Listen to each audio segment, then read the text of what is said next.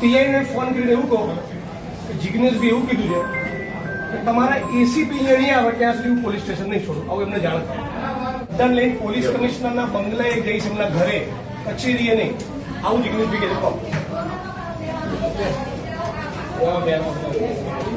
કહે તમારે કોઈ ભાઈઓની પણ રાહ જોવાની નહીં, તમારે સીધું પોલીસ સ્ટેશન આવી જવાનું. અને જે ગાળ કોણ કરી તમે ફરિયાદ તમારી ત્યાંની મેટર છે, ખૂન ખરાબા થઈ ગયો હોય તો મારી પાસે આવો તો હું એનું સોલ્યુશન હલ કરી શકીશ. તો અમે કોઈનું ખૂન કરીને પછી આવી તો થઈ શકે, બીજું તો આનો કોઈ હલ નથી અમારે. મારા મારી કેસ હું કઈ વાતમાં જાણતો નહોતો. તમારું નામ મારામારીના કેસમાં તમારું નામ લખાયું. મારામારી કરે તરત પોલીસે ફરિયાદ લઈ લીધી. અહીંયા બધા તમને મળવા માંગે છે. હા, આ 78 વર્ષના કાકા બિલ્ડરના લોકો ઉપર હુમલો કર્યો, તમે આમની સામે ઓફેન્સ દાખલ કર્યો. જાઓ ઉભા. હા હા, આ 78 વર્ષના કાકા જે શારીરિક અશક્ત છે, સરખું ચાલી નથી શકતા, એ લોકોને મારે છે. એમ તમે એફઆઈઆર દાખલ કરી છે આમની વિરુદ્ધમાં? અરે તમે એફઆઈઆર કરી છે, આમની ઉપર આરોપી બનાવી દે. બીજું આ બિલ્ડરોના માણસો બધાને અશ્લીલ ગાળો બોલી દે છે. બધી બહેનોને તમને અગાઉ ફરિયાદ કરી છે, લેખિતમાં પણ ફરિયાદ આપેલી છે. લેખિતમાં ફરિયાદ આપેલી ફેબ્રુઆરી. અત્યારે તપાસની એફઆઈઆર કરો.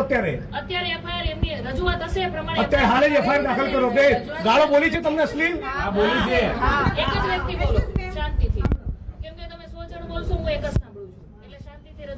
બીજું તમારા કોચરબના ઠાકોરવાસમાં દેશી દારૂનો અડ્ડો ચાલે છે.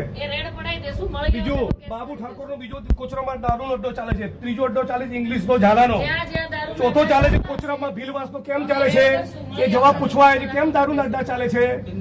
તમે 78 વર્ષના વડીલ ઉપર ઓફેન્સ દાખલ કરો છો તો આ બધા બુટલેગર ઉપર ઓફેન્સ દાખલ કરો. હે પછી ખુલ્લા અડ્ડા ચાલે છે ને? ચાલે છે બધા.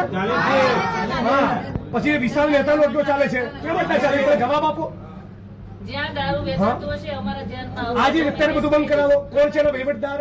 કોઈ વહીવટદાર નથી. આ તો એમને દારૂ અડ્ડા ચાલે છે. એમને દારૂ અડ્ડા ચાલે છે. લખો બધી રજૂઆત એફઆઈઆર કરો. એક મિનિટ, બીજી રજૂઆત કરો. તમે ડિસમિસ કરવા માંગો છો? પહેલા એક મિનિટ, આ બાબતનો જવાબ આ વડીલની ઉપર લેખિતમાં અરજી આપેલી છે. લેખિત ફરિયાદ આપેલી છે. તમે આપી દો.